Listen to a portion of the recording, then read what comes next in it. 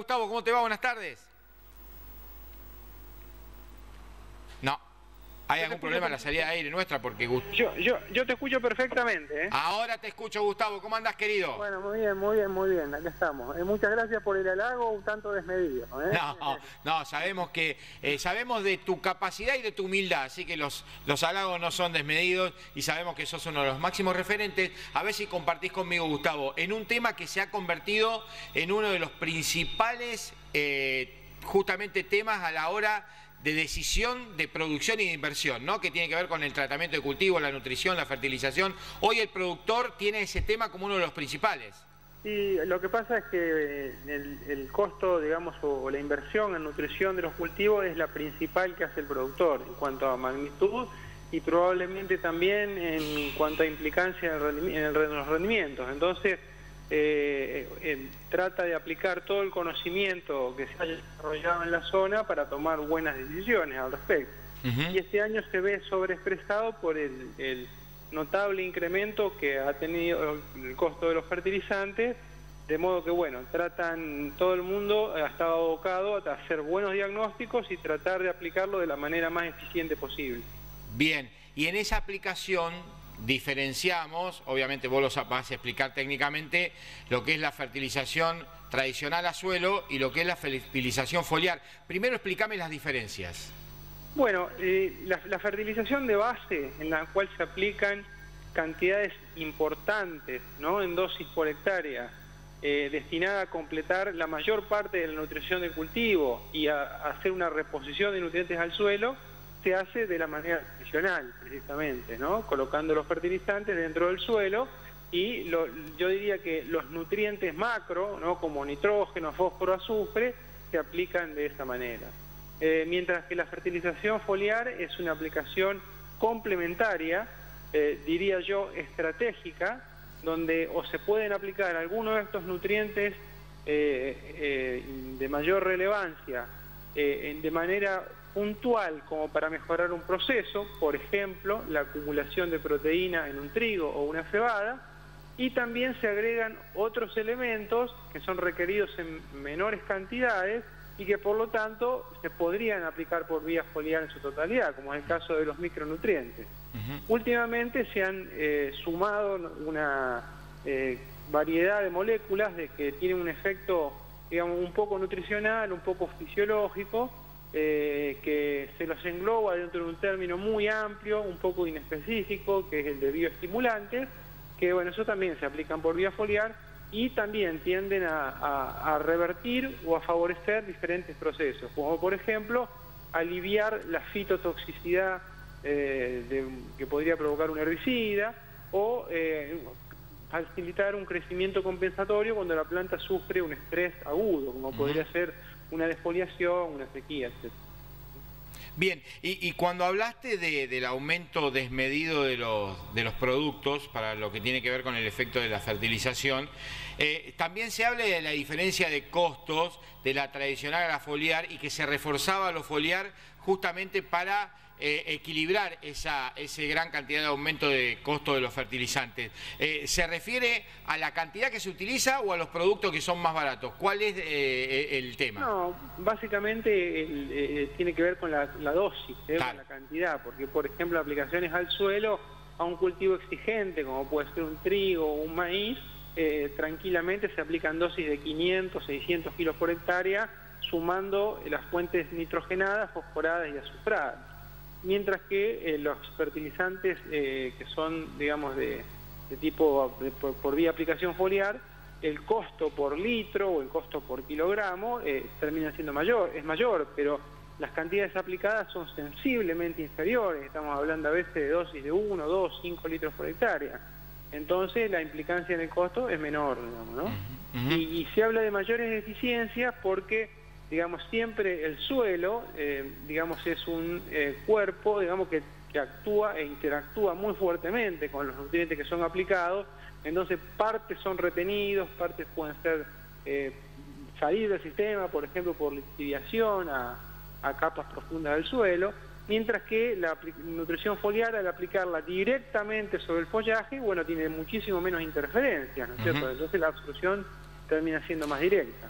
Bien, Gustavo, vos sabés que lo charlábamos cuando viniste al Congreso y siempre te dije yo que yo tengo los conocimientos agronómicos absolutamente básicos y de meseta como para conducir un programa y tener los términos absolutamente lógicos de consultar y de preguntar a los especialistas como vos. Y en ese recorrido de lectura que hacemos habitualmente para tener esa capacidad mínima, la semana pasada dábamos cuenta de la utilización de distintos materiales, ejemplo el zinc, como reemplazo de algunos componentes que tienen que ver con justamente este costo que se fue al diablo en dólares, para decirlo de alguna manera, de los fertilizantes. ¿Qué hay de cierto y qué se está estudiando para justamente amesetar y contener el efecto de los costos de los fertilizantes? Bueno, el zinc es un micronutriente precisamente porque es así como la planta, por ejemplo, un cultivo de maíz de alta producción puede llegar a absorber 200, 250 kilos de nitrógeno por hectárea. En el caso del zinc, para ese mismo rendimiento, el requerimiento es de 500 gramos, ¿no es cierto? Entonces son cantidades mucho más pequeñas.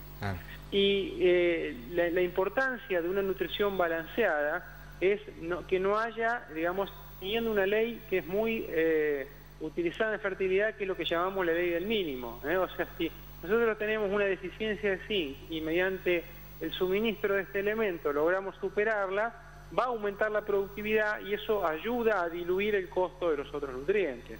Bien, o sea, pero el zinc es complemento y no reemplazo del nitrógeno. Exactamente, es complemento y no reemplazo. Sí, claro. Sí. Pero precisamente, uno de los efectos metabólicos más importantes del zinc es aumentar la eficiencia de uso del nitrógeno, ¿no? Entonces, puede producir más kilos de grano por cada unidad de nitrógeno aplicado, manteniendo la misma dosis de nitrógeno, ¿no es cierto? Cuando es complementada por una pequeña cantidad de zinc. Más allá de que es un tema que se charla permanentemente al momento de la decisión de la inversión, seguramente también tiene la incógnita, el hecho de la toma de decisión, de ver los rendimientos a futuro de esa decisión que tomaste en un momento de la nutrición de cultivos. Obviamente que se toma en base a un montón de condiciones también que en el futuro son variables que no se manejan, como la lluvia, como algunas cuestiones que tienen que ver con el clima específicamente. ¿El productor es consciente y cada vez se prepara más para eso a través de los profesionales como ustedes? Sí, así es. De hecho, digamos, reuniones de fertilidad se vienen haciendo desde la década del 80, desde cuando los ingenieros que fueron pioneros en esto, como Darwich o Berardo, comenzaban a introducirnos los modernos conceptos acerca de fertilidad.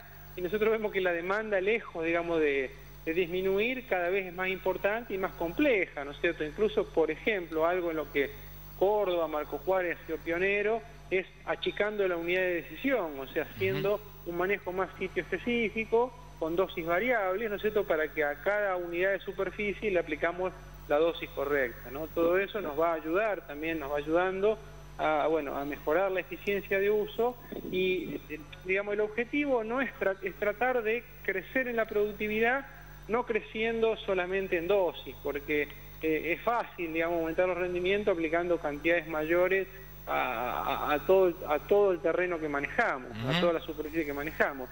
Pero eso trae consecuencias e ineficiencias, tanto económicas como ambientales, ¿no? Entonces, tomar las mejores decisiones, hacer un manejo sitio específico, ¿no?, y utilizar las herramientas que nos permite la digitalización de la agricultura, sumado a las herramientas un poco más tradicionales de fertilidad, de los métodos de diagnóstico, los análisis de suelo, bueno, nos permite ir creciendo en los rendimientos, pero también ir creciendo en eficiencia. Gustavo, aprovechando tu experiencia, no solo en el hecho del trabajo a campo, sino también en la tarea de investigación, ¿se puede saber en el escenario de la nutrición y los avances qué tan lejos estamos y qué tan cerca del techo del desarrollo de la nutrición en cultivo? Yo creo que la demanda, digamos, de nutrientes es creciente, digamos, en cantidad e ilimitada en el tiempo, ¿no? Porque la demanda de alimentos precisamente lo es. Y esto es una especie de cadena trófica, ¿no?, donde, digamos, para alimentar a una población creciente, ¿no es cierto?, que cada vez lo hace con alimentos de mejor calidad, nosotros para poder producirlos, ¿no es cierto?, y que, por ejemplo, ese grano que estamos cosechando tenga un mayor contenido de proteína, un mayor contenido de aminoácidos, mayor cantidad de elementos esenciales, bueno, tenemos que ir completando y mejorando la nutrición, digamos. Entonces, en la medida que crezcan los rendimientos y que crezca la demanda de alimentos, va a ser creciente la necesidad de uso de nutrientes. Bien, la última te hago, en la zona núcleo aquí de Marcos Juárez y la región, están asombrando los rindes en el trigo, por las condiciones que se dieron obviamente. ¿Qué está pasando por la provincia de Buenos Aires? ¿Tenés alguna referencia? ¿Y estaremos en un récord absoluto como prevén la mayoría de las instituciones que hacen estadística de proyección? Bueno, en lo que estamos viendo en la zona núcleo son rendimientos que son, podríamos denominar buenos, buenos para el norte de la provincia de Buenos Aires, que es una zona que desde el punto de vista del trigo, por una cuestión de temperatura y radiación, tiene un poco más de potencial que el sudeste de Córdoba. No así en soja, que en soja tendría más potencial el sudeste de Córdoba. Pero, por ejemplo, rendimientos de 5.000 kilos, 5.500 son habituales, digamos, en el norte de Buenos Aires. Y estamos en ese nivel de rendimiento, o sea, con pisos de producción muy altos. Prácticamente no se ven lotes con menos de 4.700, 4.500 kilos por hectárea, y por ahí techos no tan elevados, o sea, son aislados los lotes que, por ejemplo, pueden alcanzar los 7.000 kilos. Vamos en la zona núcleo a un promedio estabilizado del orden de los 5.000 a 5.500 kilos por hectárea.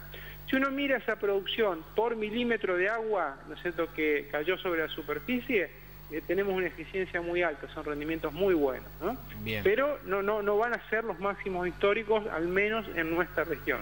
En la medida que hasta el momento en nuestra zona llevamos, o antes de la lluvia de esta madrugada, tuvimos 2 días de plena cosecha, o sea que en la medida en que se vaya generalizando la cosecha y que se traslade más hacia al sur, digamos, ¿no?, hacia las zonas centro de Buenos Aires, por ejemplo, lo que sería Chivilcoy, Bragado, que son zonas que a medida que nos movemos al sur cada vez más trigueras, bueno, iremos a tener un panorama más concreto. Pero los productores están conformes porque, bueno, fue un año evidentemente muy seco, con las temperaturas muy elevadas, y aún así los rendimientos vienen bastante bien.